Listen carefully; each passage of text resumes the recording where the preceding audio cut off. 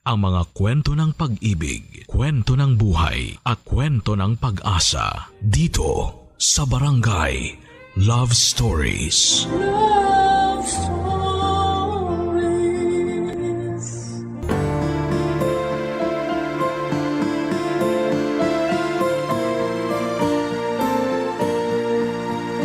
Sa mundong ito ay marami tayong pwedeng maging karibal o kakumpetensya. Kahit nga minsan ay hindi mo pa sinasadya.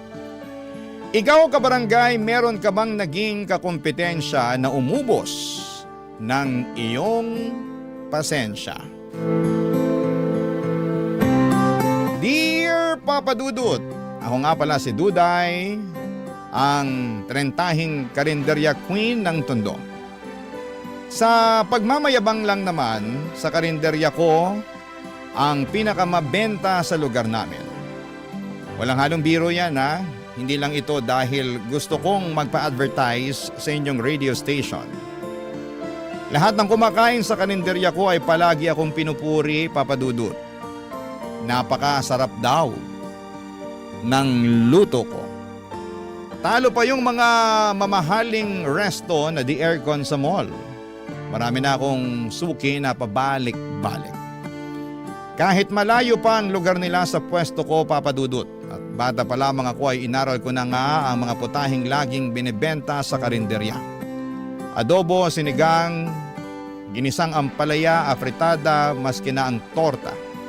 Sa tulong ng lola ko ay nalaman ko ang pasikot-sikot sa pagkakarinderya. Pamana rin kasi sa akin ang karinderyang ito ng lola ko. At mula noong namatay siya ay pinangako ko sa sarili ko na sasukses pa rin po ito. Kahit na wala na siya. Na nagawa ko naman, Papa Dudut. Sa awa ng Diyos at sa suporta ng kapwa ko 30 best friend na si Mel, Papa Dudut.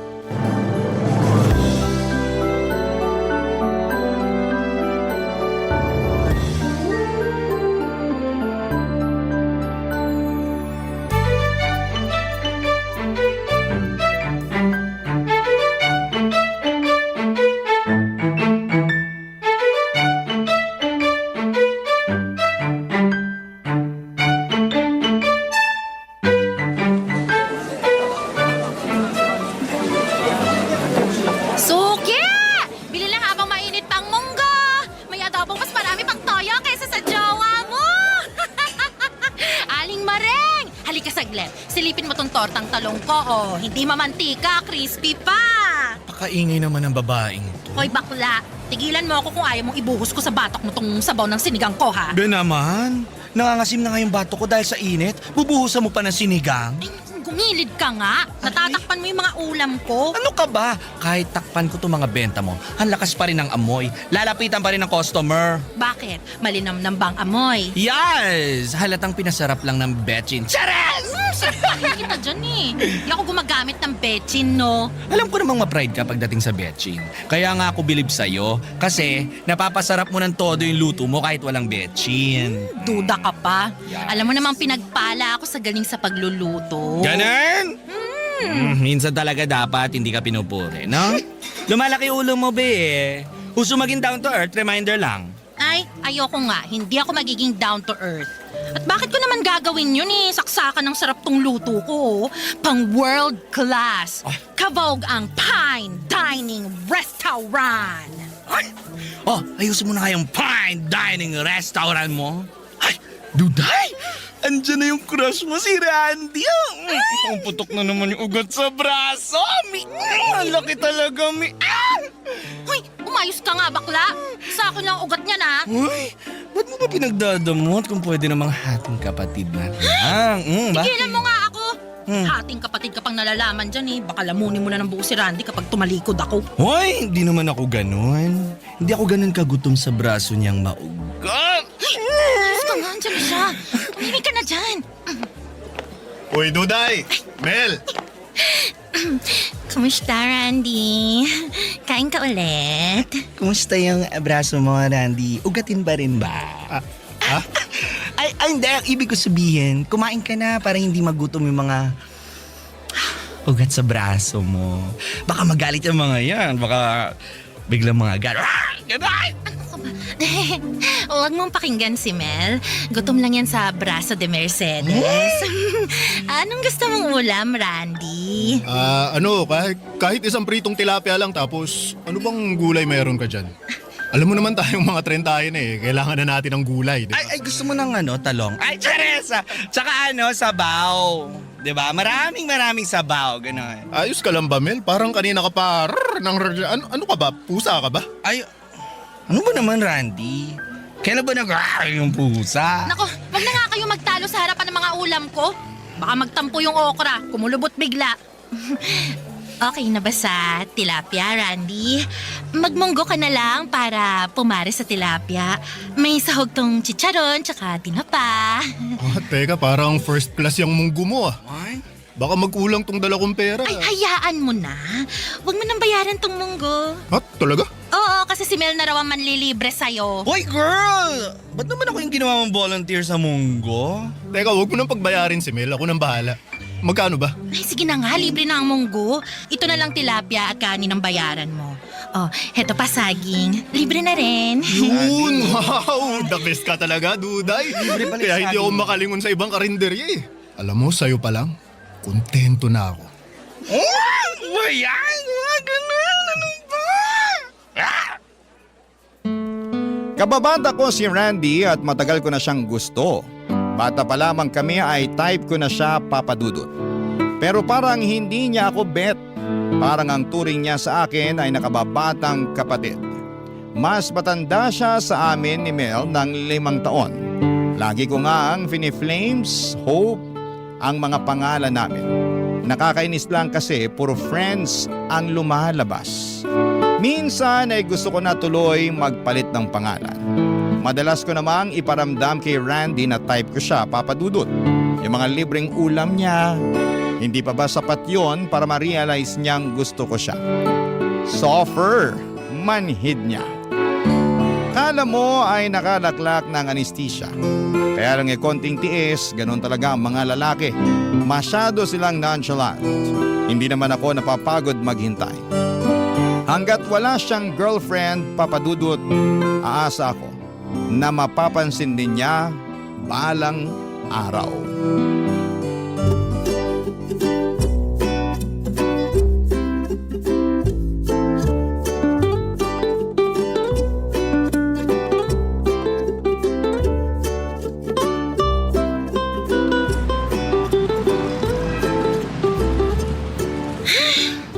Bakit kaya ang tumal ng benta ko? Di naman holiday. Pero bakit walang kumakain dito sa karinderya ko? Duday! Duday! Ito na yung katapusan mo, girl! Ano pinagsasasabi mo dyan? Wait lang para ako naipitan ng ugat sa tagiliran, Ari. Ay, nako. Ay, ganito na ba talaga pag tetrentahin na? Ang bilis maipitan ng ugat. Teka, breathe in. Walang breathe out, wait lang. Okay. Palabasin mo na kasi ang hininga mo. Ay, nako. Ano ba nangyari, Mel? Girl, katapusan mo na nga kasi. Sorry Anong katapusan? Anong katapusan? Iklaro mo. Ayan o, dyan sa kabilang kanto. May bagong bukas na karinderya.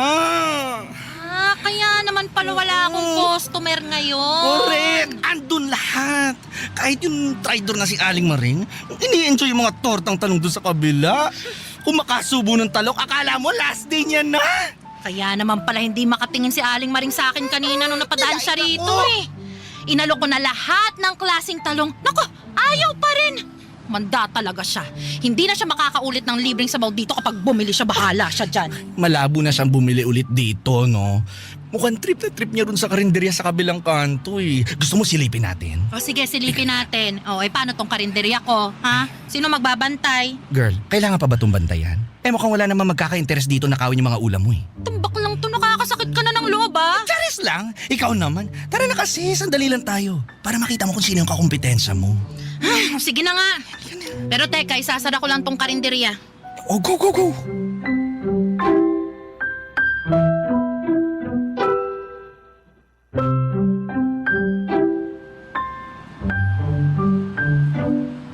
Yan ba?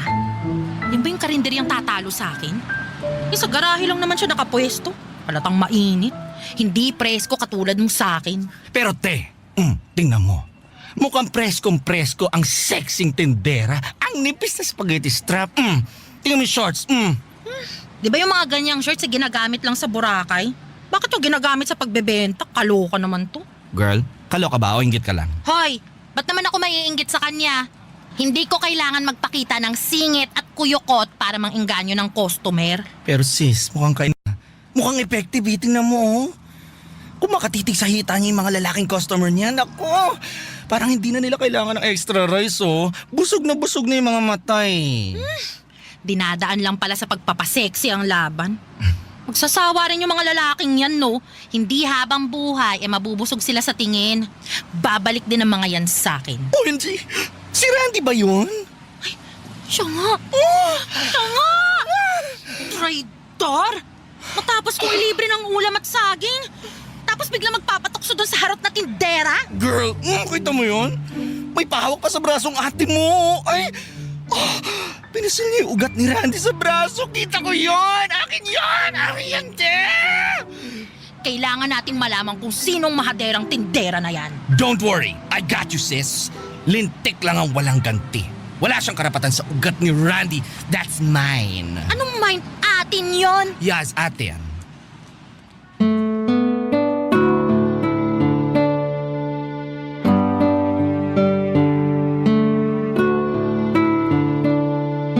Halos siputukan ang mga ugat namin sa ulo ni Mel, Papa Dudut.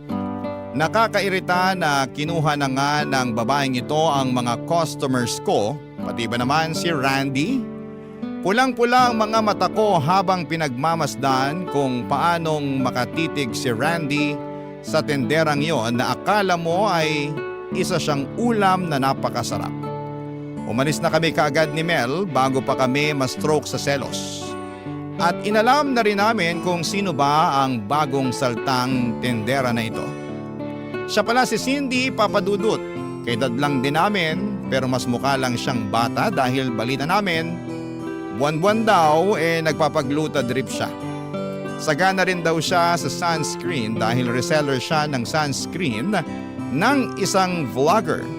Mahilig tumesting ng mga negosyo at ang naisip niyang gawing negosyo ay karinderya dahil dumarami na mga tao sa lugar namin. Marami akong napasarang karinderya dahil ako ang pinipili ng mga taga roon sa amin. Pero mula noong dumating tong si Cindy ay natakot naman ako. Paano kung karinderya ko na ang mapasara niya, Papa Dudut? Barangay Love Stories. Barangay Love Stories.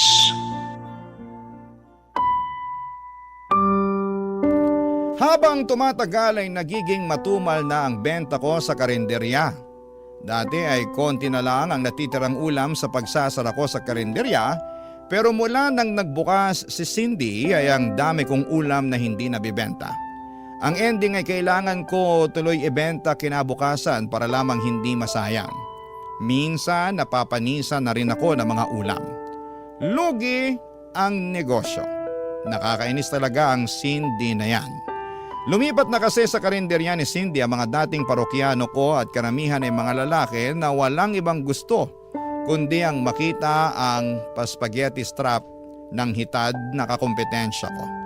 Hindi naman siya maganda. Totoo, maputi at makinis lang siya. Magkaroon lang talaga siya ng pimple sa pisngi, mawawala na ang apil niya. Sure ako doon, Papa Dudut.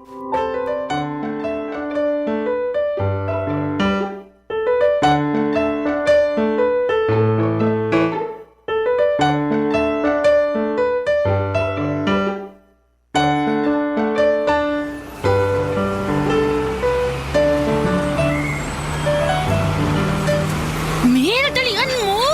Teka, te, please lang. Hinahinay lang sa paglalakad. Marupok na yung tuhod ko. Dalian mo, bakla!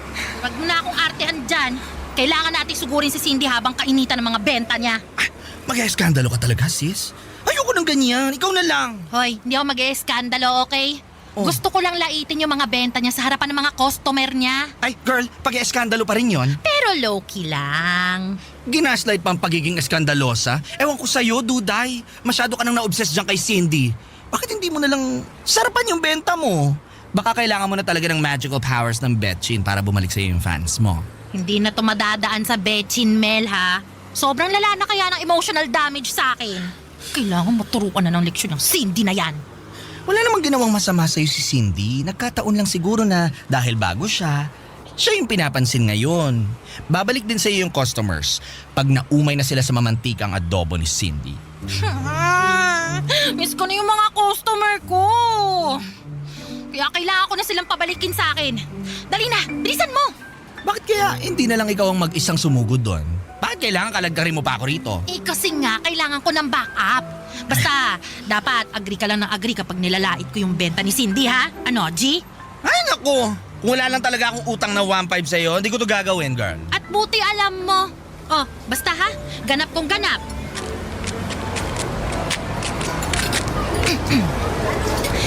Hi! Bagong bukas tong karinderya nyo. Hello. Yes po. Kakabukas lang pero kita nyo naman. Talaga namang dinudumog at pinipilahan at siguradong hindi tinipid. Hindi ka mabibitin at siguradong babalikan dahil pasok sa panlasa. Wow, para ako nanonood ng reels sa social media ng food vlogger. Maraming ang food vlogger ang pumupunta rito para lang i-vlog tong mga benta ko eh. Ay, kaya nga kami andito kasi food vlogger din kami. Talaga? Ah. OMG, go! Vlog lang kayo. Ano bang channel nyo? Secret muna. Malalaman mo na lang mamaya. Baka kasi masya ka sa dami ng followers ko eh. Is that true? Ay, exciting to ah. Teka, ito oh. Pinagmamalaki ko tong tortang giniling ko. Yan yung pinipilahan dito eh. Talaga ba? Asan na yung camera nyo? Para ma-video nyo na bago pa dapuan ng langaw. Ay, hindi, kasi kailangan muna naming matikman bago na naming i-video. Para kung di masarap, di na kayo sasali sa content. Naku, ngayon palang i-video nyo na kasi sure akong masarap na masarap yan. Ay, Sige nga, tikman natin. Siguro marami kang imbak na mantika, no? Ha? Bakit? Eh kasi, parang pinalangoy at binabad mo sa mantika tong tortang giniling eh. Tsaka bakit ganon? Parang di naman lasang tortang giniling to. Ewan ha. Pero parang ilang beses mo lang ginamit tong mantika mo sa iba't ibang prito. Lasang tuyo nga to eh. Ang kati sa dila. teka, patikim nga ako. Hindi naman tuyo na lasahan ko, pero lasang sinigang. Ba't ang asim?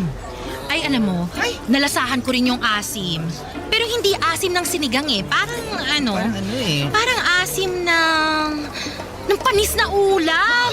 Ay, girl! Ano ba to?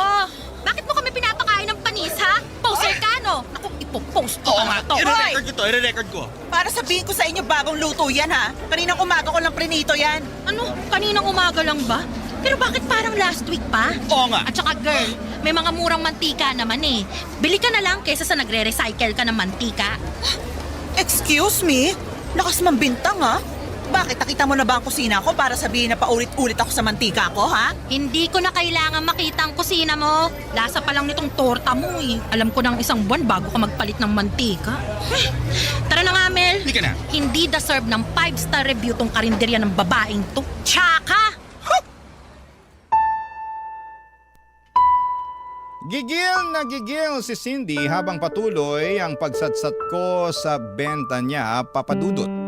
Napapatingin na rin ang mga customer niya at parang nag-aalinlangan na sa mga binili niyang ulam. Mabuti na lamang at wala roon ang mga nakakakilala sa akin na customers ko. Kaya malakas ang loob kong tarayan si Cindy dahil wala siyang malalaman tungkol sa akin. Kampante ako ni after nung ginawa kong eksena ay dadayuhin na muli ang karinderya ko. Pero nagkamali ako, papadudot. Mas lalong tumumal ang benta ko. Masama ang loob kong nilagyan ng betchin ang ulam ko. Kahit na tipong nagkandahilo-hilo na ako sa pagtikim ng ulam na may betchin. Mahina kasi ako sa betchin pero tiniis ko yon para mahatak ulit ang customers ko. Pero walang nangyari. Kaya naman ginamit ko na ang pinagbabawal na technique. Nagsuot na ako ng mga damit katulad ng suot ni Cindy, Papa Dudut.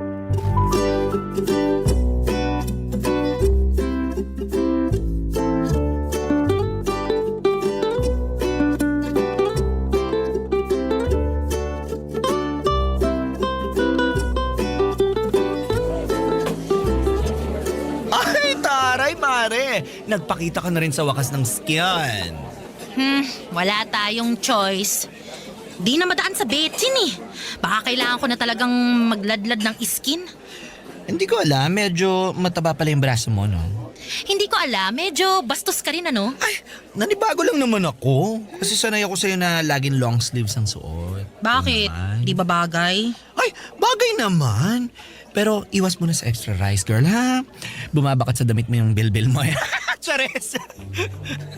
Alam mo, hindi na charis yan eh. Ay, oo naman. Kumabig lang ako ng joke sa dulo para hindi ka masaktan, gano'n. So ano, magpapalit na ba ako? Sa sinabi mo, feeling ko tuloy baka mas lalo akong makataboy ng customers eh. Ay, okay na yan, sis. Laman tiyan ka pa rin naman. Tsaka perfect ang makeup mo today. Pula ng blush on, no? Kasing pula ng tusinong benta mo. Taray. Malis ka na nga! Panira ka ng araw eh! Okay, sis. Tawagan mo na lang ako later. Kapag may ulam kang hindi mabebenta, ha? Willing akong saluhin. Mag-stomach in na lang kaya ako. Para hindi masyadong lumitaw yung bilbil ko.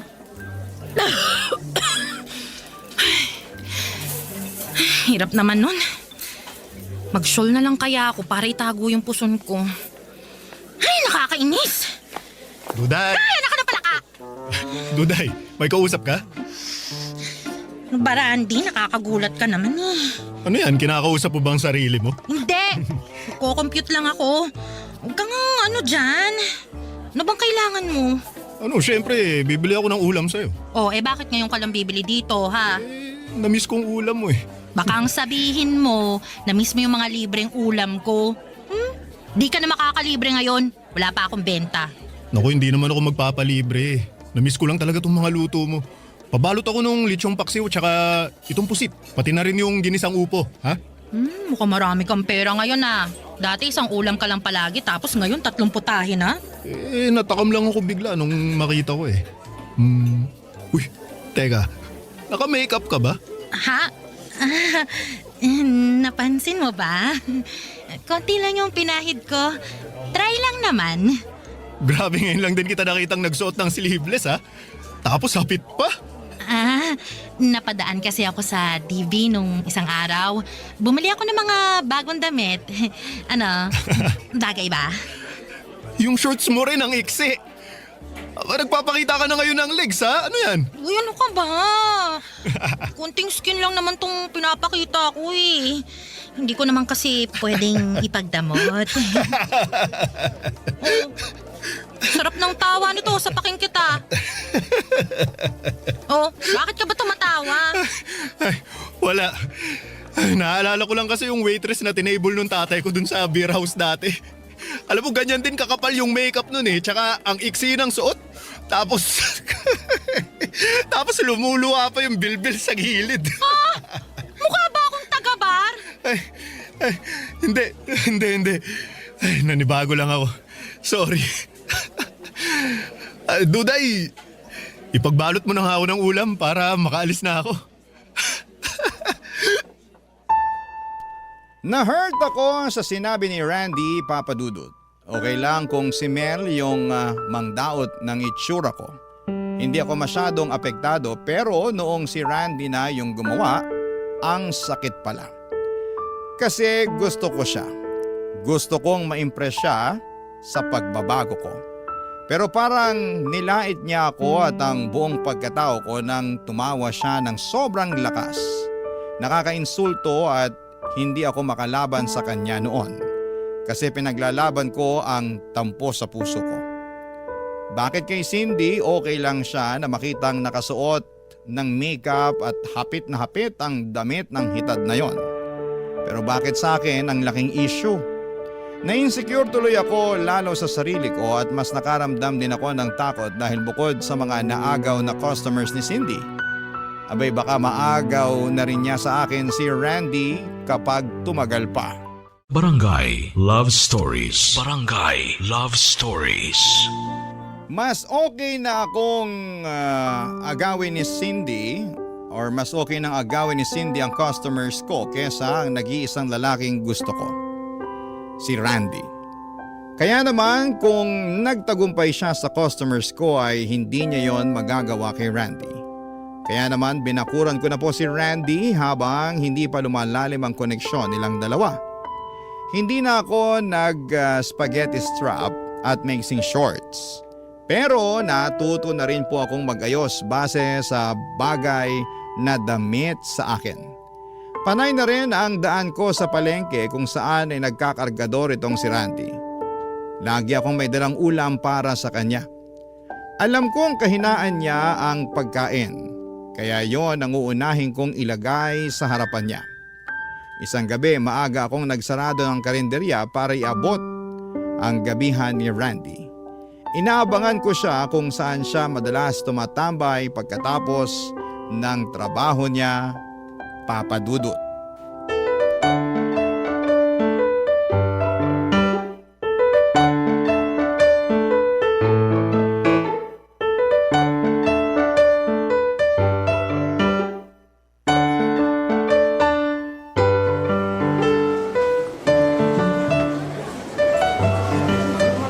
Girl, kanina pa tayo naghihintay dito ah. Nagsisebo na yung bibigay mong tapa kay Randy. Wait lang kasi. Parating na rin yun. Biyernes yun kaya maraming pinabuhat sa kanya na gulay. Ay, nako, gutom na ako. Alam mo, pumunta ka na lang sa bahay mamaya. Kunin mo lahat ng ulam na gusto mo. Basta, shut up ka lang dyan. Ha? Yeah. Ay, si Cindy yun, di ba? Saan? Ay, siya nga. Hindi ako pwede magkamali sa suot niyang spaghetti strap. Grabe, no? Ay, Barbie arms. Tingnan mo yung braso, ang payat. Ano naman ang point mo dyan? Baka gusto mong iuntog kita sa biceps ko. Psst, huwag ka maingay. Mukhang palapit dito. Hi! Nandito pala yung mga peking vlogger. Hi! Andito rin pala yung peke ang puti. Glutadrip pa more. Wow! May stalker pala ako. Inggit ka lang kasi ako may pang-gluta. Eh ikaw? Hindi ko kailangan ng gluta kasi proud morena ako. Ah, morena ka pala. Akala ko kasi libag lang yan. Mel! Ay! Sorry sis, ang benta kasi nung sinabi niya. Ang benta ng sinabi ko, no? Mas mabenta pa kaysa mga benta sa karinderya mo, Duday. Wow! Sino ngayon ang stalker, ha? Kilala mo ako bigla? I'm flattered. Well, mula nung siniraan mo ang mga luto ko, inalam ko na rin kung sino ka. Reyna ka pala ng betchin eh. Gumagamit lang ako ng betchin para kalabanin ka. Oh, sobrang triggered ka ba sa akin, girl? Ah, dapat lang, no? Ako na ngayon ang reyna ng karinderya sa atin. Kaya wag ka nang lumaban, nakakaawa ka lang. Hoy! Ako pa rin ang reyna ng karinderya, no? Bago ka dumating, trono ko na yon. Baka nakakalimutan mo. Napapalitan ng reyna kapag humihina na. Ito na nga, oh. Unang attack ko palang bagsak ka na. Spaghetti strap lang ang laban, pero nilangaw na bigla ang mga ulam mo. Kawawa ka naman, oh. Sobra ka na, ha? Kabago-bago mo lang umasta, pero... Ulak ka! Napakagaspang ng kamay mo! Walang paras pa! Ganon na! Sasapunutan ko sa babae niya! Diyos ko, ano ba tunay? Tama na!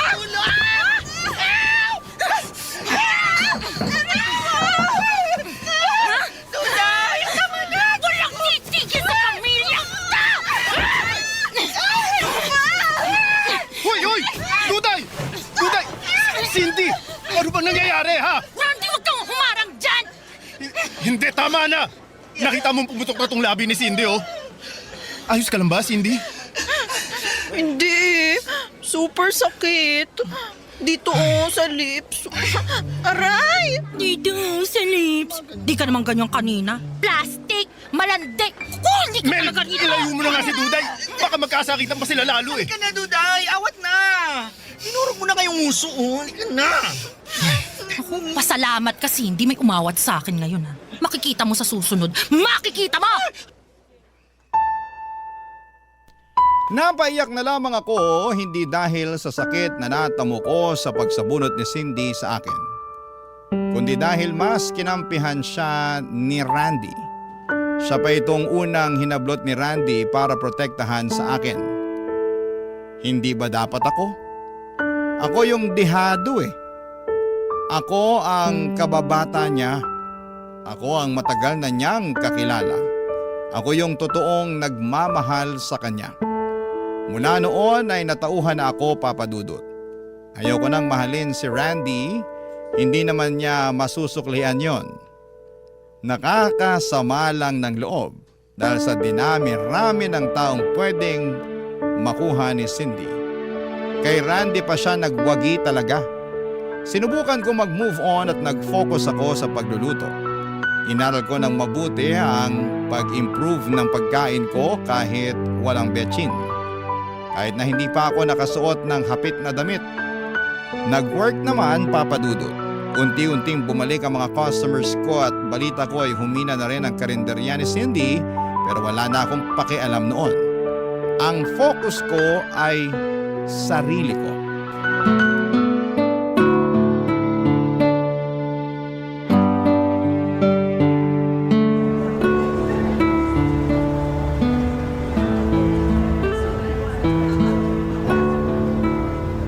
Konti na lang tong natirang adobong sitaw. Ha?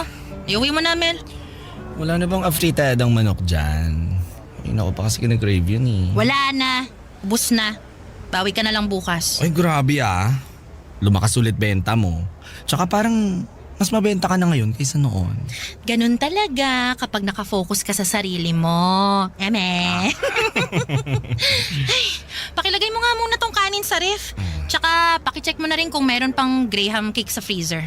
Kainin natin mamaya. Ay, bet ko yan! Wait.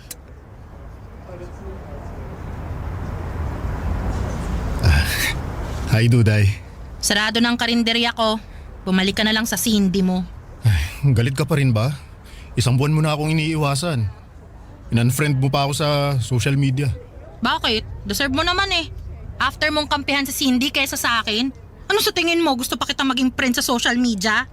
Sige na naman, Duday. Huwag ka nang magtampo. Eto, may dala akong ulam para sa'yo. Oh, Para kang tanga. Dadalhan mo ako ng ulam mula sa ibang karinderya? binili ko yan kay Cindy. Hindi ka pa rin talaga tapos sa pananakit sa akin, ano? Talagang dinala mo pa rito yung ulam ng hitad na yon? Huwag ka munang magalit kasi. Tikman mo muna. Mas gusto ko pang tumikim ng lason kesa dyan sa mamantikang ulam niya. Ayun na nga mamantika talaga ang mga benta niya kasi kailangan niyang ulit-ulitin yung mga benta niya sa loob ng isang linggo. Alam mo naman na nakakatagal ng buhay ng ulam kapag lumalangoy sa mantika yung pagkain, di ba? Akin na nga yan. Titikman ko. Ano ba to? Ba't ganito yung lasa? Matabang na nga, lamang luma pa. Oh, sabi ko naman sa'yo wala talagang tatalo sa mga ulam mo, Duday. Walang tatalo pero doon ka kumakain sa kanya. Mas plastic ka pa sa plastic labo. Eto na naman tayo Ito na, magpapaliwanag na ako kung bakit ako laging nandun. Ako yung tagahatid ng gulay at karne para kay Cindy. Kinontrata niya ako, malaki yung bayad niya Libre pa ang pagkain mula umaga hanggang tanghali. Kaya yun, syempre, pinatos ko na. Sayang din naman yung kita, no? Ang dami mo naman pwedeng gawing racket dyan ah. Pero bakit sa bruhang yun pa? Aminin mo, type mo lang talaga siya Hoy, hindi ko siya type. Alam mo namang ayoko sa mga babaeng halos lilitaw na lahat ng ililitaw sa katawan Ayoko sa mga masyadong ma-makeup. Sinungaling. Ay nako. Alam mo kung ayaw mong maniwala, hindi naman kita pipilitin. Pero sana maintindihan mo na kailangan ko rin ng pera. Kailangan kong makaipon kaya ako nagtrabaho sa kanya. Bakit pa bigla ka naging mukhang pera ha? Dati naman sapat na sa'yo kung magkano man yung kinikita mo dyan sa pagkakargador mo sa palengke. Tsaka sa pag-extra-extra mo bilang delivery boy. Ano kasi, gusto kong makaipon para hindi naman nakakahiya sa'yo kapag inaya kitang lumabas. Gusto mo akong ayain lumabas? Naku, dati pa. Hindi lang ako makadiskarte kasi nahihiya ako Mas marami kang pera sa akin. May sarili kang negosyo. Strong at saka independent woman ka. Ano ba naman ako, di ba? Kaya syempre gusto ko na may patunayan sa'yo bago ako lalapit para manligaw. Teka. Ano? Gusto mong manligaw sa akin? Oo, Duday. Kaya nga ako nandito Kasi may sapat na akong ipon para hindi naman nakakahiyang lumabas tayo. Para may mabili ako para sa'yo kapag nagturo ka na ng mga gusto mo kapag namasyal na tayo. Sinungaling ka. Hindi yan true eh. Si Cindy talaga yung type mo, di ba? Ay nako, ayaw pa rin maniwala. Duday, ikaw ang gusto ko. Pwede ba tayong lumabas at kumain sa fine dining restaurant?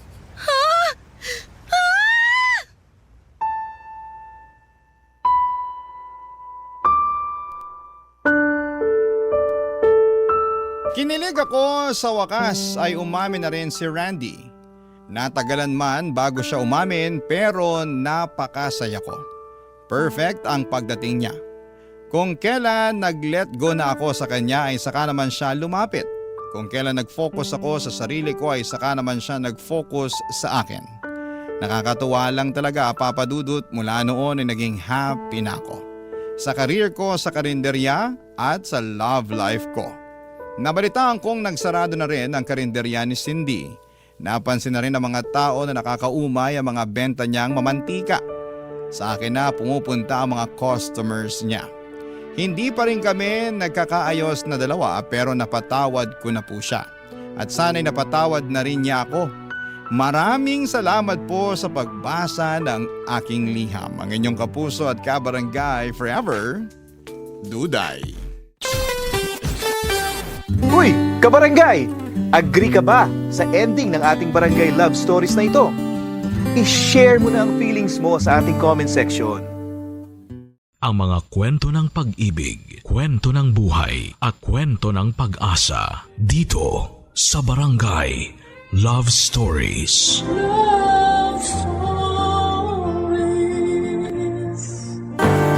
May iba sa atin na hindi ipinanganak na mayaman.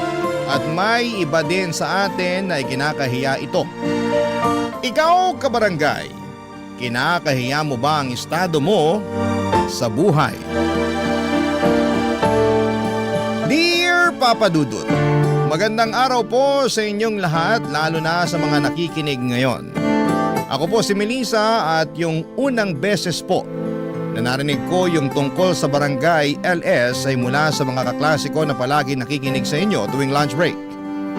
Kaya mula noon ay naging parte na rin po kayo ng araw-araw kong pakikinig at inspirasyon. Sa totoo lang po, Papa Dudut, ay medyo nag-aalinlangan akong ibahagi ang kwento ko sa inyo. Dahil aminin ko na hindi ako naging perpektong anak at may mga panahon na naging sutil din ako.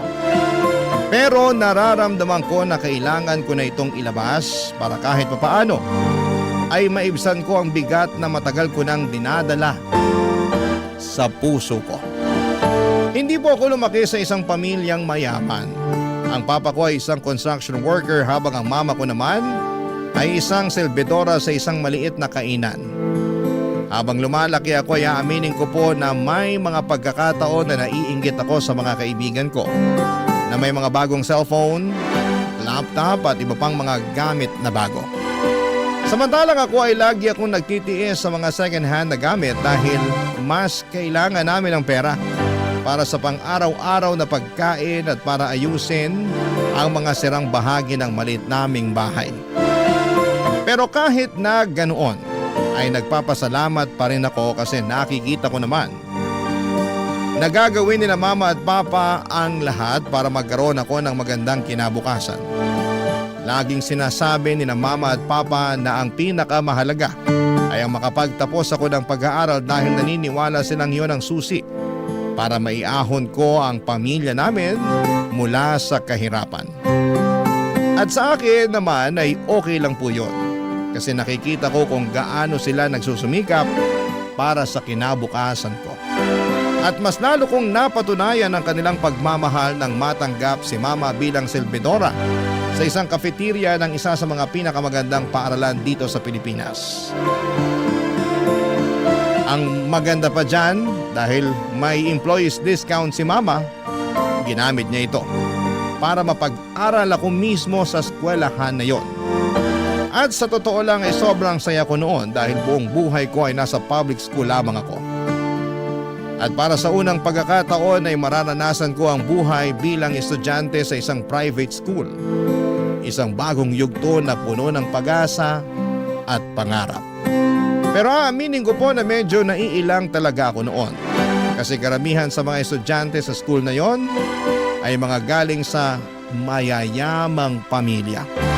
Pero noong first day ko sa school ay nakilala ko si Benson. Isang kaklase na naging dahilan para gumaan ang pakiramdam ko at maibsan ang kaba at pag-aalinlangan ko, Papa Dudut.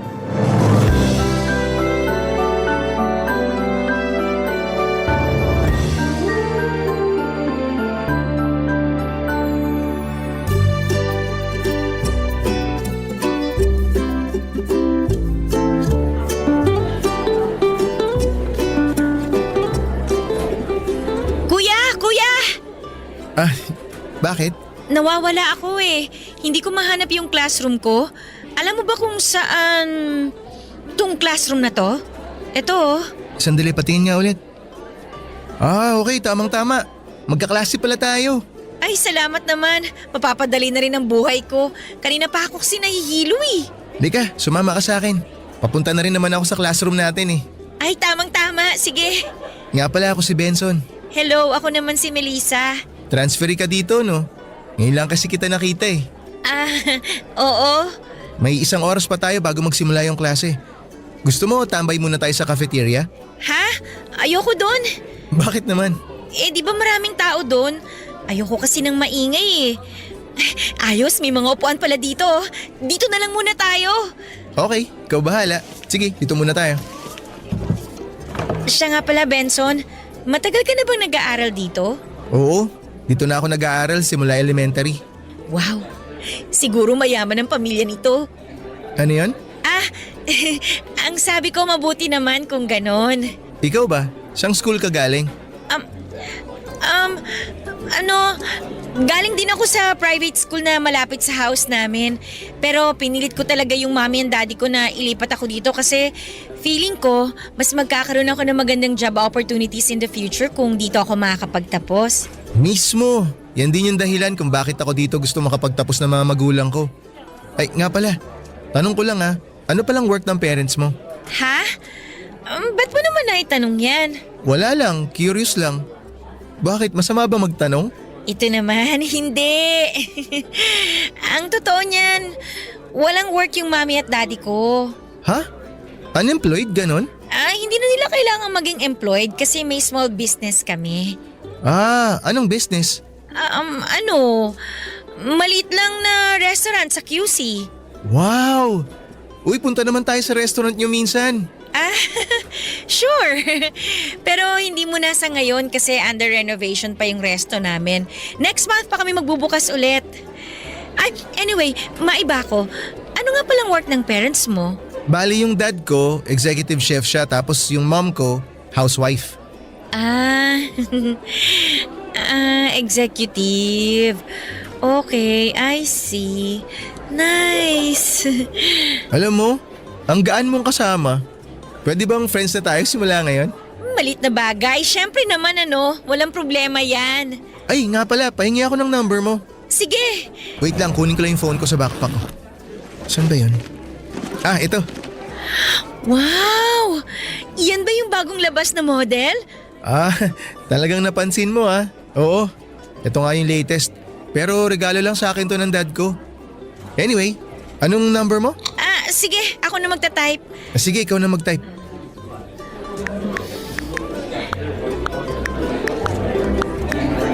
Eto na yung phone mo. Thank you ah. Tawagan ko yung cellphone mo para ma-save mo yung number ko. Wag! Ha? Bakit? Hindi ko kasi dala yung cellphone ko kasi nasira kasi yung phone ko eh. Oo, tama, nasira. Tapos kaka-pre-order ko lang ng bagong phone. Tapos hindi pa dumadating. Pero don't worry. Eto papel tsaka ballpen. Isulat mo na lang yung number mo dyan para ma-save ko kagad yung number mo kapag dumating na yung in-order kong phone. Sige. Isusulat ko na lang number ko dito sa papel. Oh, eto. Yan. Thank you. Halika na. Pasok na tayo sa classroom. Hindi ko na po mabilang kung ilang beses akong nagsinungaling kay Benson noong araw na yon. Kung ano-ano na lamang talaga ang sinabi ko. Lahat para lang maitago ang katotohanan at para hindi siya magduda o mahalata na galing ako sa isang mahirap na pamilya. Sinabi ko na may negosyo sina mama at papa at sinabi ko rin na nasira lamang ang cellphone ko. Kahit ang totoo ay luma na ang cellphone ko at halos hindi na gumagana yung speaker. Nahihiya po talaga ako kasi pakiramdam ko ay hindi ako bagay sa mundong ginagalawan ni Benson at ng mga kaklase ko. Pero mas lalo akong ninervyos nang nagyaya si Benson na kumain sa cafeteria. Alam ko po kasi na doon nagtatrabaho si mama at kapag nakita niya ako roon ay siguradong babatiin niya ako. At malalaman ni Benson at ng iba ko pang kaklase na anak lamang ako ng isang empleyado sa cafeteria. Noon pa man ay may takot na akong baka ma-judge nila ako o baka tingnan nila ako ng mababa dahil lamang sa estado ng pamilya ko sa buhay. Kaya kahit alam kong mali ay ginawa ko ang lahat para maitago ang katotohanan. Alam ko pong may mga makakarinig ng kwento kong ito na maiinis o hindi makakaintindi pero sana'y maunawaan ninyo ako na lumaki akong laging nasa gilid, laging naiiba at ngayon lamang ako nakapasok sa ganitong klase ng mundo. Kaya kahit minsan lang ay gusto ko sanang maramdaman na belong ako, na hindi ako naiiba at kaya kong makipagsabayan sa mga sosyal na mga estudyante. At nung nakapasok na kami ni Benson sa classroom namin ay mas lalo pa akong kinain ng insecurities ko. Sa harapan kasi namin may nakaupo na isang napakagandang babae.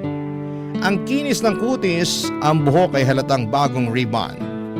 Ang gamit niyang cellphone ay pareho sa cellphone ni Benson at kitang kita talaga na talagang mayaman siya. Mamahalin ng bag, ang sapatos at pati na rin ang relo.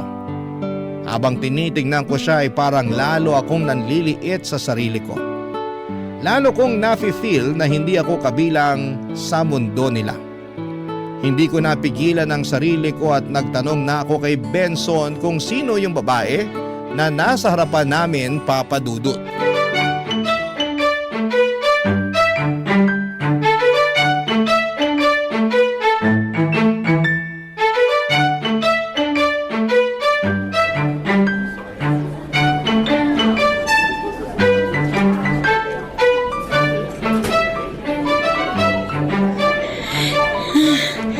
Ang lamig. Uy, okay ka lang ba? Ba't namumutla ka dyan? Paano ba naman kasi ang lamig-lamig ng aircon dito? Ha? Talaga ba? Okay lang naman yung temperature ng aircon sakto lang. Bakit? Di ka ba sanay sa aircon? Ito talaga, patawa. Siyempre sanay ako doon, no?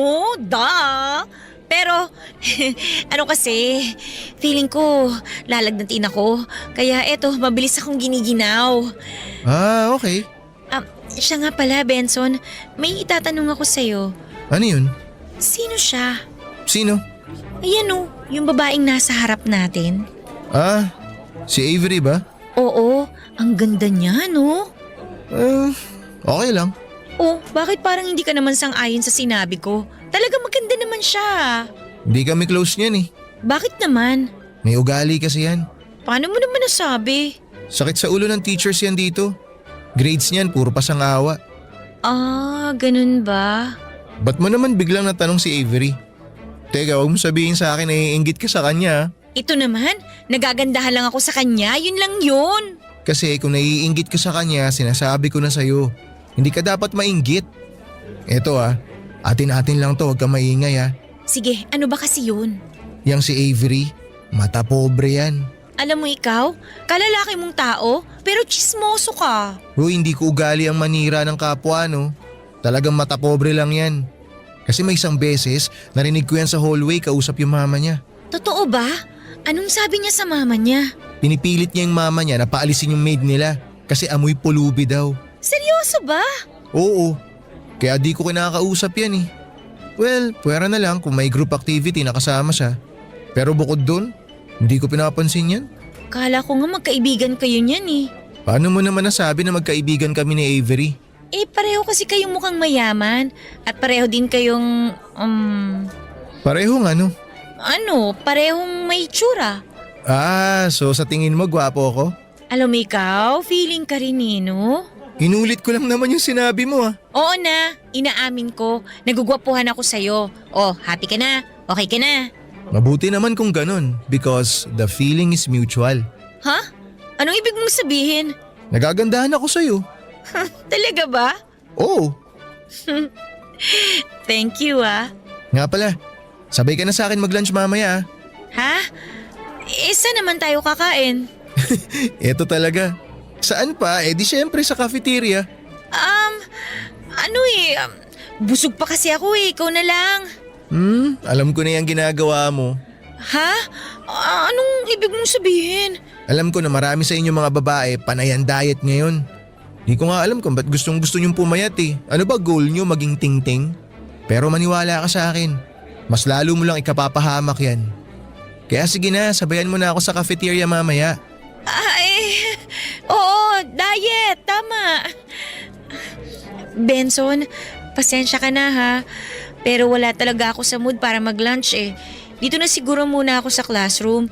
Tapos balikan mo na lang ako kapag tapos ka ng kumain. Sige na nga. Mukhang wala naman ako magagawa Pero sigurado kang okay ka lang Oo, ayos lang ako. Huwag mo akong isipin. Noong araw na yon ay buong puso ko talagang tinanggihan ang alok ni Benson na mag-lunch kami sa cafeteria.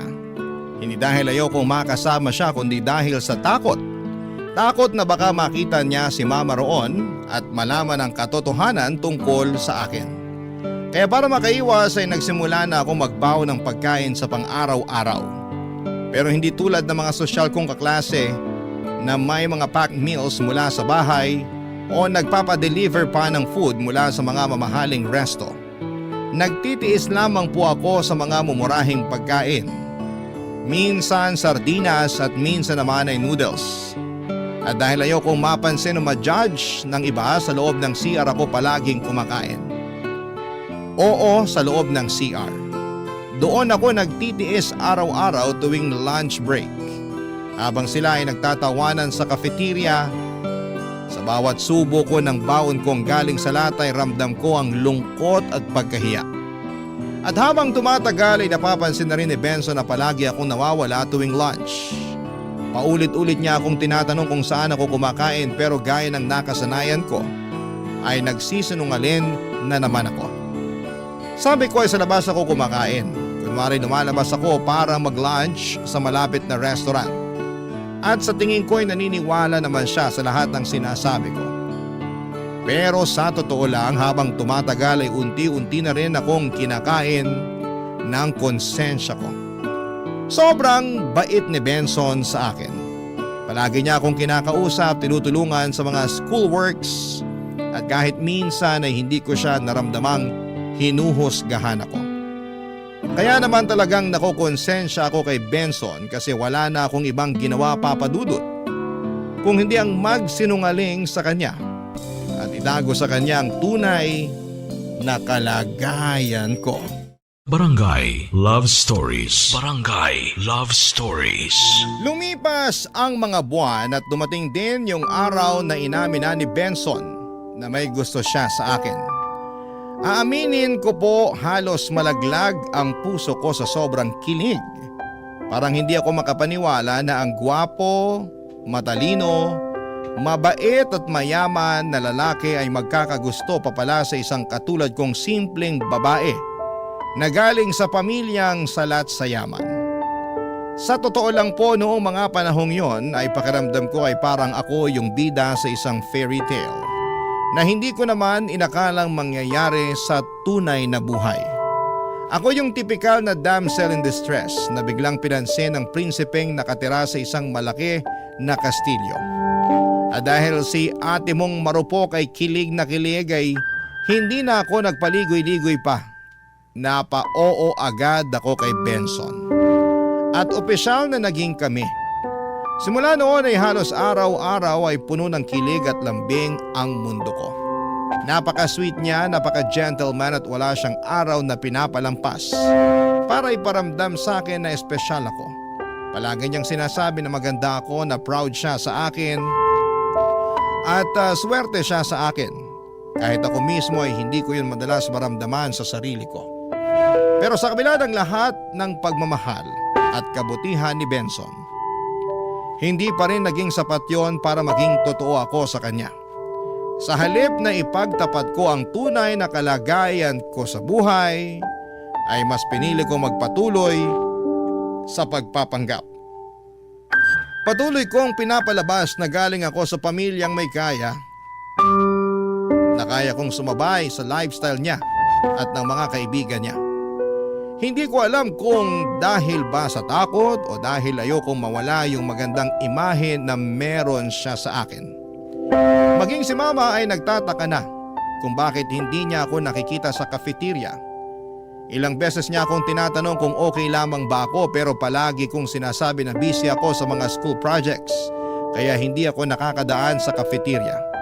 Pero ang totoo ay iniiwasan ko talaga siya kasi baka sa isang iglap ay mabunyag ang lahat ng sekreto ko. Hanggang isang araw ay pinilit na talaga ako ni Benson na samahan siyang kumain sa cafeteria. Wala na akong lusot at wala na rin akong ibang dahilan na maisip pa. At habang papalapit kami sa pinto ng cafeteria, pakiramdam ko ay parang unti-unting bumabagal ang paligid. Doon ko talaga naramdaman ang bigat ng lahat ng kasinungalingan ko. Yung kaba na parang sasabog ang dibdib ko. Dahil alam kong sa oras na makita ako ni Mama at matawag ako ng anak ay wala na akong matatakbuhan. Alam kong oras na lang ang binibilang bago tuluyang mabasag ang perpektong imahe na ipinakita ko kay Benson Papadudut.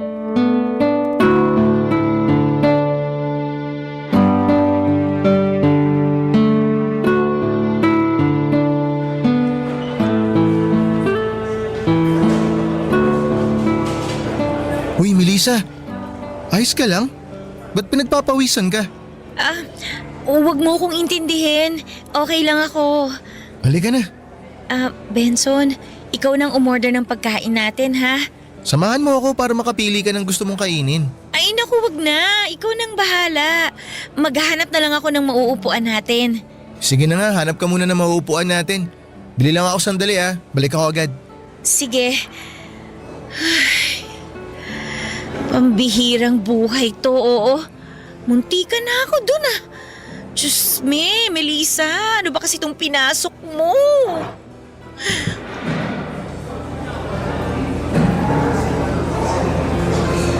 Melissa, sandwich na lang yung binili ko para mabilis. Ano ba yan? Bakit ka nakayuko? Ano kasi, inuubo ako Ganun ba? Kawawa naman pala yung baby ko. Che, ewan ko sa'yo, kumain na nga lang tayo. Ba't parang ang sensitive mo, hindi ka na mabiro. Sandali lang, si Avery ba yun? Wow! Bakit ka napawaw? Ang social ng lunch niya. Palagi ko yan nakikita sa mga pinapanood ko sa internet. Yung sushi ba yung tinutukoy mo? Oo, yun! Alam mo, eto tatapatin na kita. Tsaka sana magsabi ka sa akin ng totoo. Uulitin ko yung tanong ko nung first day of classes. Naiinggit ka ba kay Avery? Ito talaga? Paano mo naman nasabi yan? Grabe ka.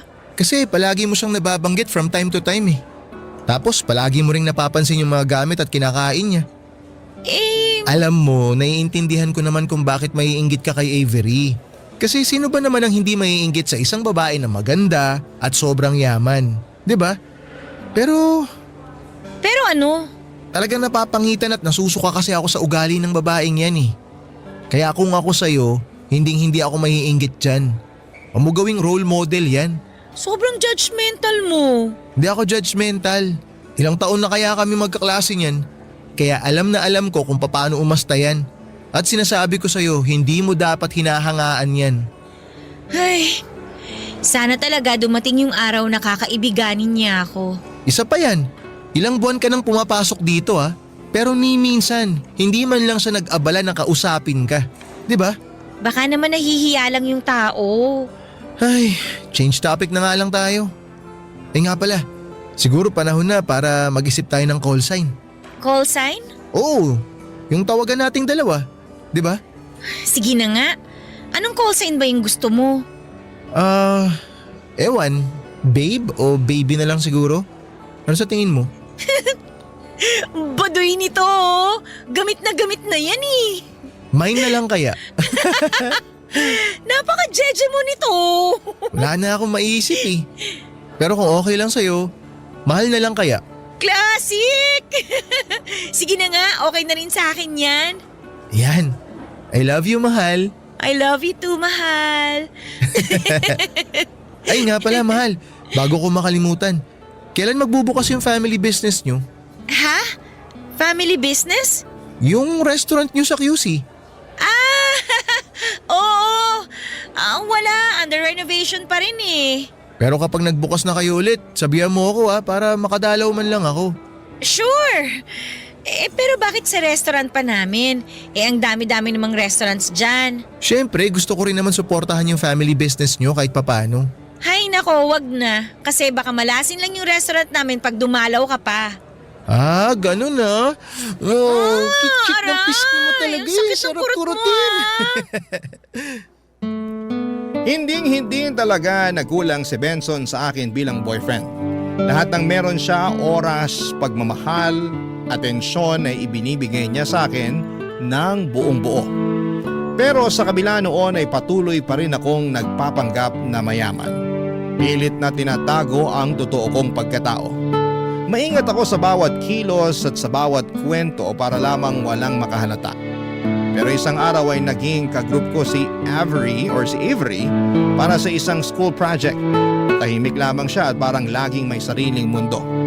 Pero noong nagkaroon kami ng chance na mag-usap ng mas matagal, doon ko nalaman na pareho pala kami ng hilig sa K-pop. Kaya mula noon ay naging malapit na kami na magkaibigan at madalas na rin akong sumasama sa kanya. Napansin ko rin na parang nagsiselos na si Benson sa friendship naming dalawa. Ramdam ko yon sa mga titig niya tuwing nakikita niya kami ni Avery na magkasama. At minsan ay nasasabi na rin niya sa akin na parang nag-iiba na raw ako. Mas nagiging maarte, mas conscious sa sarili at mas iba na raw akong kumilos kumpara dati. Hindi ko rin maitatanggi na may mga ugali si Avery na parang kusa kong na-adapt. Yung paraan niya ng pananamit, pagsasalita, pati yung standards niya sa mga bagay-bagay. Siguro kasi gusto ko ring ma-feel na belong ako sa mundong ginagalawan niya. Yung mundo na may kaya, ng mga sosyal, at ng mga mukhang walang problema sa buhay. At dahil doon ay hindi ko namamalaya na unti-unti ko na palang nakakalimutan kung sino talaga ako. At mas lumala lang ang lahat ng isang araw ay sabay kaming pumasok ni Avery sa cafeteria. Pagkakuha niya ng food sa tray ay nakita niyang may patay na lamok sa pagkain niya, Papa Dudut. Bigla siyang nandiri at sinigawan ni Avery ang mga staff sa cafeteria ng mga oras na yon.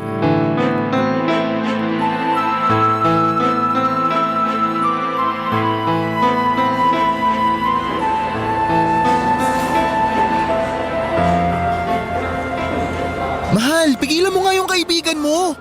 Nakakahiya na yung ginagawa niya, oh. Para siyang bata na nagtatantrums. Hayaan mo na nga lang si Avery. Valid din naman yung nararamdaman niya eh. Ikaw naman kaya makakita ng patay na lamok sa pagkain mo. Siyempre mandidiri at magagalit ka rin naman, di ba? Napaka-arte naman niya. Pwede naman niyang itapon yung pagkain, di ba? Ba't hindi na lang siya humingi ng bago? Hayaan mo na. Muntik niya nang masubo eh, kaya ayan. Mahal, kawawa naman yung ali na sinisigawan ni Avery. Awatin mo yung kaibigan mo ron. Pigilan mo siya. Ay nako, ayoko na madamay pa dyan no. Halika, lumabas muna tayo. Meron tayong dapat pag-usapan. Sige. Bakit? Ano ba yun? Tatapatin na kita, ah. Gusto ko na iwasan mo na yan si Avery. Bakit naman? Ba't ko naman iiwasan yung tao? Wala naman siyang ginagawang masama sa akin ah. Sawang-sawa na kasi ako sa kayabangan ng babaeng yun. Tsaka unti-unti ko na rin napapansin, ha. Nahahawaan ka na ng kagaspangan ng ugali niya. Grabe ka naman kung makapagsalita. Misunderstood lang yung tao. Hindi siya mahilig makipaghalubilo sa ibang tao eh. Kaya ayan, ang tingin tuloy ng marami sa kanya, suplada. Kung di naman suplada, snabera. Misunderstood? Anong misunderstood dun? Hindi mo ba nakita kanina kung paano niya pagsalitaan yung alis sa cafeteria? Grabe, ang lakas ng tama niya. Kung makasigaw siya dun sa alley, akala mo siya yung bumubuhay dun sa matanda. Kapal ng mukha niya. Alam mo, lahat tayo may ugali naman eh. May kanya-kanyang tama lang naman. Kaya imbis na manguhusga ka dyan, intindihin mo rin naman kung saan siya nanggagaling. Kasi hindi naman magwawala yan kung wala siyang pinanggalingan. Basta, hindi ko na nagugustuhan yung inaasta ng kaibigan mo. Sumusobra na siya. Kaya please lang, iwasan mo na yan si Avery. Sandali lang. Ba't pakiramdam ko parang kinokontrol mo ko? Hindi kita kinokontrol. Hindi ganun yun. Hindi mo ba nakikita na bad influence siya sa'yo? Doon ako nanggagaling. Kasi ako nakikita ko na nahahawa ka na sa kanya. Kaya sana naman wag mong masamain yung concern ko sa'yo. Hoy Benson, pakikisamahan ko kung sino ang gusto kong pakisamahan, okay? At wala kang karapatan na diktahan ako kung sino ang gusto kong maging kaibigan. Boyfriend lang kita, no? Pero hindi mo ako pagmamay-ari. Ganun na ba talaga ang tingin mo sa akin? Oo, ang kulit mo eh. Ay, may tatanong ako sa'yo at sana magsabi ka rin sa akin ng totoo. Ano yun? Napapansin ko kasi na para bang diring-diri ka kay Avery tuwing pinag-uusapan natin siya. Umamin ka nga, may namagitan ba sa inyo noon? Wala. Yung ayaw ko sa lahat ay yung pinagsisinungalingan ako.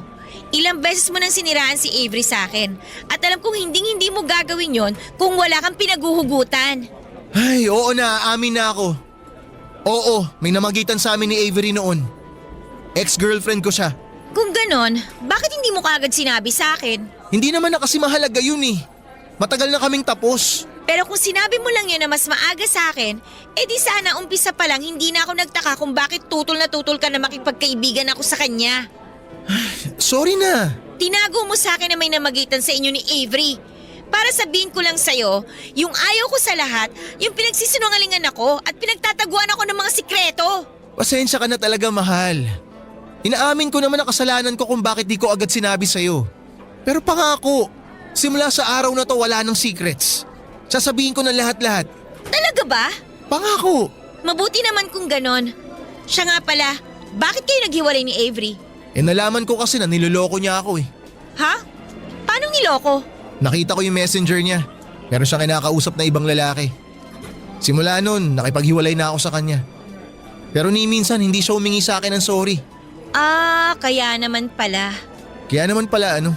Kaya naman pala parang ganun-ganun na lang yung galit mo sa kanya. Mas naiintindihan ko na ngayon kung bakit palagi mo siyang sinisiraan sa akin. Ha?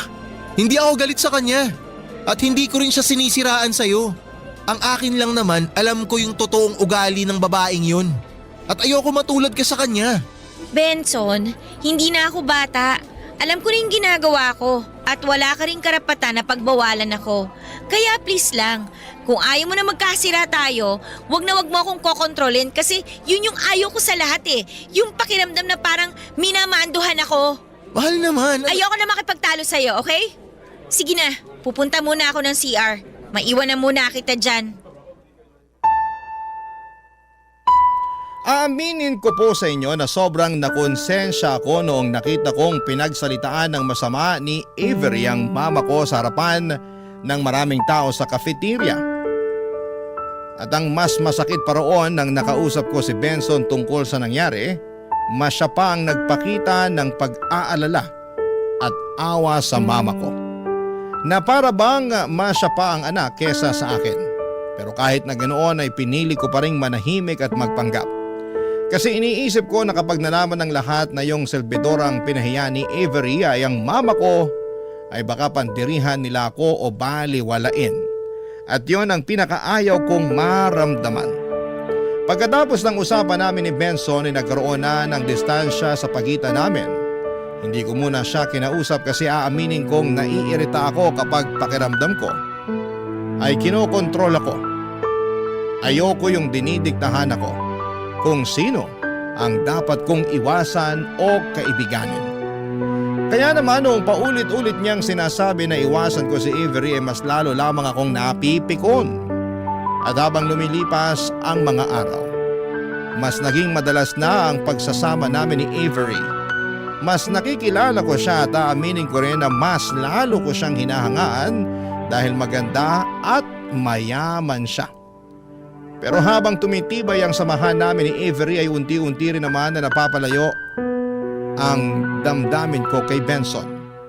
Napapansin ko rin na hindi na niya ako nilalambing at hindi na rin siya masyadong nag-i-effort sa akin. Aaminin ko na sobra ako nasasaktan noong unti-unti kong nararamdaman na lumalayo na ang loob sa akin ni Benson, pero wala akong ibang nagawa kundi ang tanggapin yon. At habang mas dumadalas ang oras ko kay Avery, mas nararamdaman ko ring lumalamig na ang relasyon namin ni Benson. Para bang pareho naming nararamdaman na may nagbago na. Pero pareho rin kaming walang lakas ng loob na aminin ito ng direkta sa bawat isa ng mga panahong yon. Barangay Love Stories. Barangay Love Stories. Papadudod, syempre dumating din ang araw na pareho kaming napagod ni Benson sa matagal naming pag-iiwasan. Kaya nag-usap kami ng tapat at prangka. Dito namin ibinahagi sa isa't isa ang tunay naming nararamdaman at kung bakit unti-unti nang lumalamig ang relasyon namin. Sinabi ni Benson na pakiramdam niya ay binabastos ko siya tuwing kasama ko si Avery.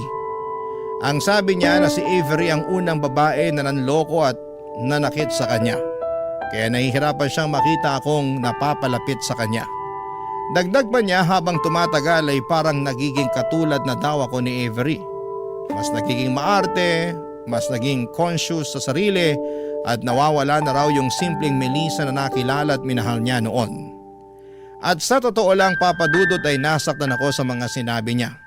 Hindi alam ni Benson yung mga pinagdaanan ko sa buhay at kung gaano kami kasalat sa pera at hindi ko makakamit ang pagkakataong makapag-aral sa private school kung hindi dahil sa trabaho ni Mama bilang selbidora at sa discount na natatanggap niya. At sa totoo lang ay ang mga oras na kasama ko si Avery, ang mga sandaling nakakalimutan ko ang hirap ng buhay. Tuwing kasama ko si Avery, pakiramdam ko ay bilong na bilong ako sa mga babaeng hinahangaan sa school namin dahil may kaya sila. Kaya naman sinabi ko kay Benson na kung hindi niya kayang tanggapin na masaya ako sa friendship namin ni Avery at kung palagi niya akong pipigilan at ipaparamdam na mali ako sa mga desisyon ko sa buhay, siguro ay panahon na para maghiwalay muna kami. Hindi dahil wala na akong pagmamahal sa kanya kundi dahil baka magkaiba lang talaga kami ng pananaw sa buhay.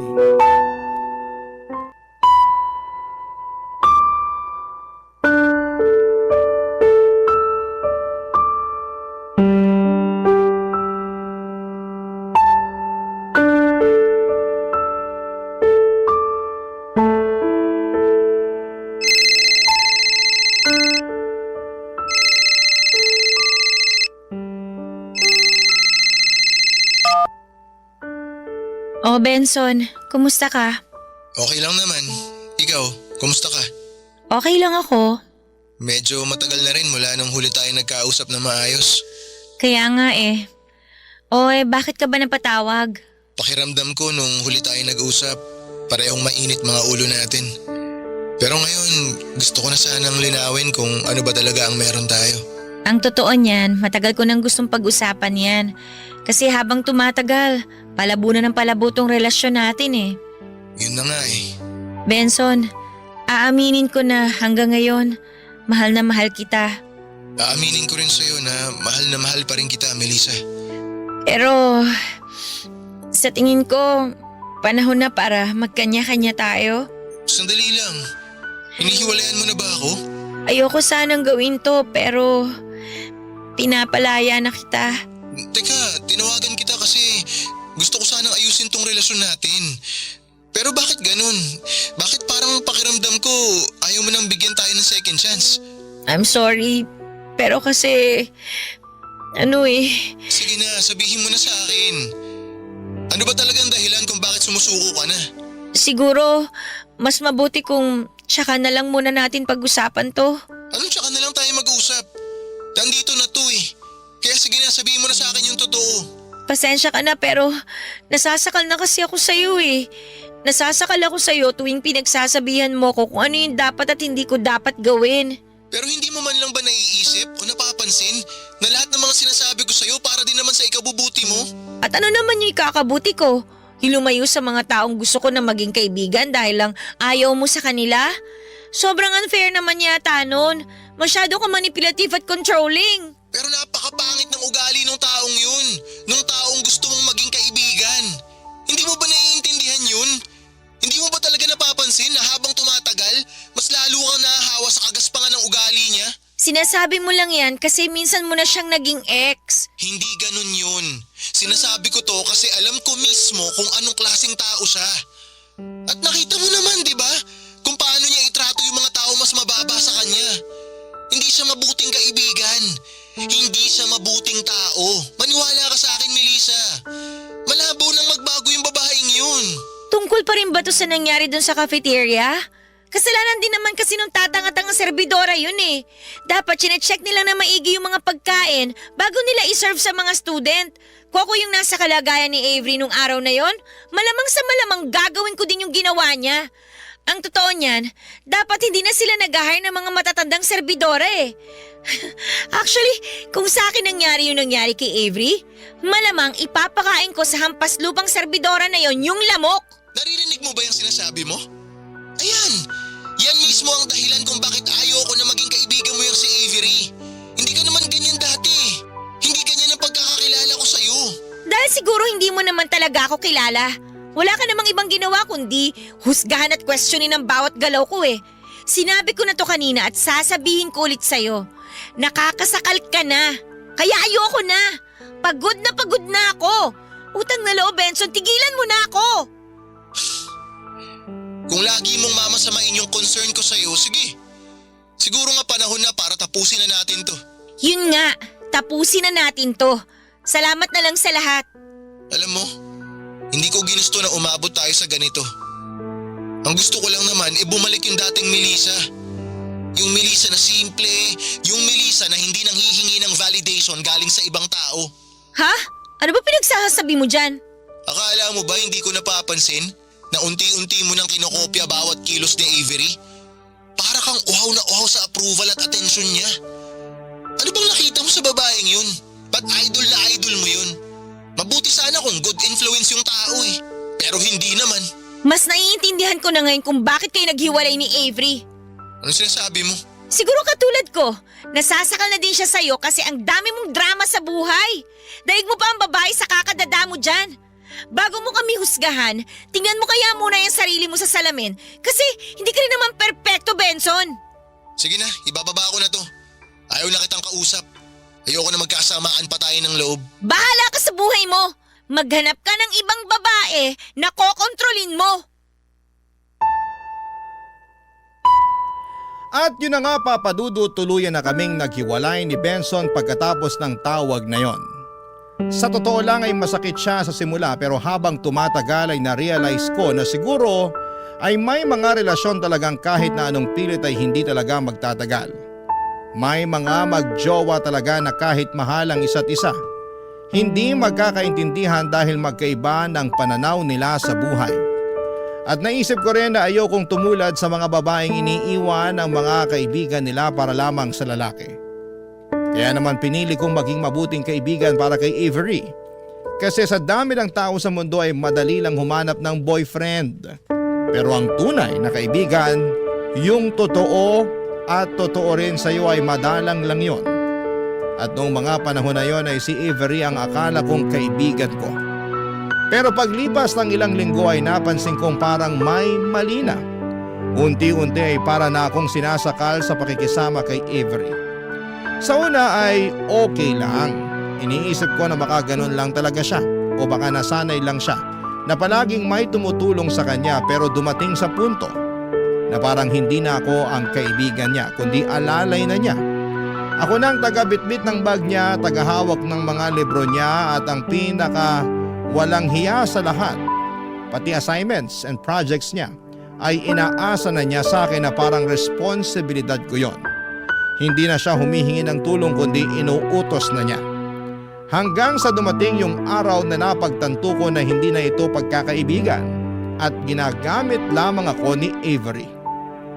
Nung una ay tinitiis ko ang lahat kasi iniisip ko na baka stress lang si Avery O baka sanay lang siyang may tumutulong sa kanya kasi lumaki siya sa marangyang pamilya.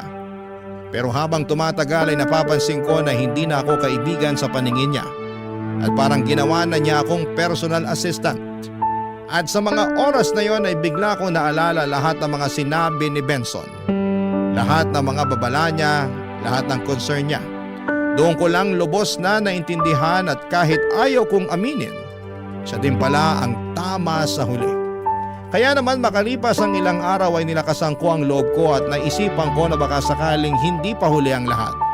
Baka pwede pa kaming mag-usap ni Benson at kung papala rin ay baka pwede pa kaming magkabalikan. At noong nakasalubong ko si Benson sa hallway ng school namin, hindi na ako nagdalawang isip na lapitan at kausapin siya kaagad, Papa Dudut.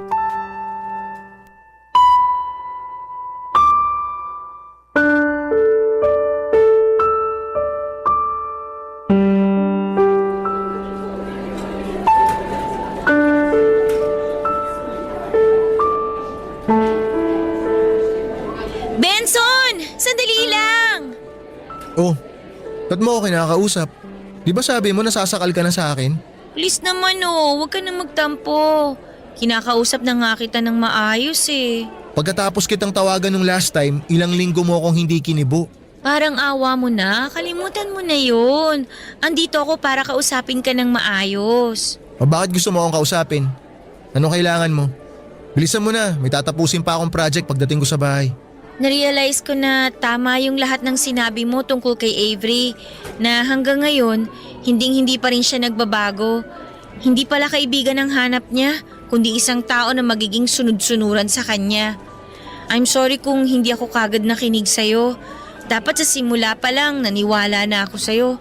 Kasi kung tutuusin, mas una kayo nagkakilala at naging girlfriend mo pa siya. Wala nang kwenta yung realization mo. Matagal mo nang tinapos kung ano yung meron tayo. Ganyan na ba talaga katigas ang puso mo? Humihingi na nga ako ng tawad sa'yo oh.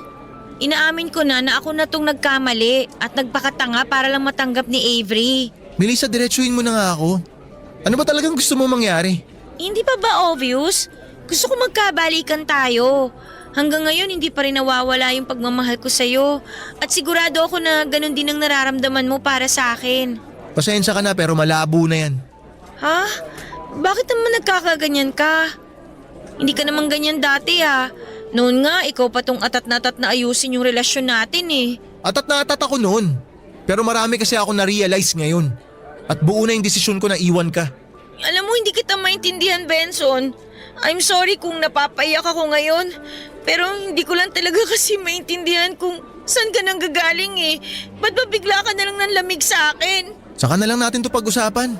Kailangan ko na talagang umuwi. Hindi ka aalis. Dito ka lang. Dito ka lang hanggang sa malaman ko kung bakit ka nagkakaganyan. Maniwala ka sa akin, Melissa. Kapag sinagot ko yan, hindi mo magugustuhan yung maririnig mo. Wala akong pakialam. Magsalita ka. Inaamin ko na nga na nagkamali ako kay Avery, di ba? Inaamin ko na all along, ikaw tong tama at dapat matagal ko na siyang nilayuan. Sana naman wag mo akong pagkaitan ng second chance. Kasi lahat naman tayo nagkakamali eh. Hindi naman ako nagkakaganito dahil sa pagkakaibigan nyo ni Avery. Eh kung gano'n naman pala, ano yung dahilan? Sabihin mo na sa akin para at least malaman ko naman kung saan ka nang gagaling. Hindi ako manghuhula, Benson. Kaya utang na loob naman, magsalita ka. Kasi alam ko na yung totoo, Melissa. Ha? Anong totoo? Alam ko na yung alis sa cafeteria, nanay mo yun. Paano mo nalaman yan? Isang beses nakita ko siyang umiiyak. Nilapitan ko siya para kumustahin. Sabi ko baka mapagaan ko yung loob niya. Bigla na lang niyang inamin sa akin. Napapaluha daw siya tuwing naiisip niya na kahit minsan hindi man lang siya kinumusta ng anak niya dito sa campus. Tapos nung tinanong ko kung anong pangalan ng anak niya, alam mo kung ano sabi niya? Melissa. Melissa daw ang pangalan ng anak niya. Ona! Inaamin ko na hindi mayaman yung pamilya ko. Ngayon na alam mo na yung totoo. Wala nang point para itago ko pa sa iyo yung katotohanan. Nagpapanggap lang ako na mayaman para mag-fit in ako sa mga kaklase natin. Pero sana wag mo naman akong husgahan dahil lang sa estado ng buhay namin. Yan ang wag na wag mong gagawin, Melissa. Anong ibig mong sabihin? Wag mo akong babaliktarin. Wag na wag mong babaliktarin ang kwento. Hindi kita hinuhusgahan at lalong hindi ako nandidiri dahil mahirap kayo. Huwag kang magsinungaling, Melissa. Hinuhusgahan at pinandidirian kita kasi hindi ko lubos akalain na magagawa mo yon sa sarili mong nanay. Narinig ko na dati kung paano mo siya pagsalitaan. Ano nga ulit yung sabi mo? Na ipapakain mo sa kanya yung lamok? Benson, I'm sorry. Hindi naman kasi ako ganong klase ng tao eh. Talagang nakaramdam lang ako ng peer pressure kasi pakiramdam ko hindi ako belong dito eh. Kaya ako lang nagawa yun dahil gusto ko maramdaman na hindi ako salat sa buhay. Pero hindi sapat na dahilan yun para bastusin at pagsalitaan mo yung mama mo. Ako mahal na mahal ko mom ko. At hindi ko magagawa sa kanya yung ginagawa mo sa mama mo. Madali lang para sa'yo na sabihin yan kasi mayaman kayo. Lumaki ka sa marangyang pamilya kaya kahit kailan, hindi mo maiintindihan kung saan ako nanggagaling. Hindi sapat na dahilan yung kahirapan, Melissa. Para walang hiyain mo yung mama mo ng ganun. At maniwala ka man o hindi ko magagawang bastusin ng mom ko kahit malugmok kami sa hirap. I'm sorry. Please, patawarin mo na ako. Alam mo mismo sa sarili mo na wala akong kasalanan. Nakasalanan ni Avery kung bakit ako nagkakaganito. Nagmamakawa ako sa'yo. Sana naman bigyan mo pa ng second chance ang relasyon natin. Siguro nga naging bad influence si Avery sa'yo. Pero hindi ka na bata, Melissa. Alam mo na ang tama't mali. At sa mga nalaman ko at mga pinakita mo sa akin, mas lalo mo lang pinatunayan na dapat na kitang layuan. Benson! Benson, sandali lang!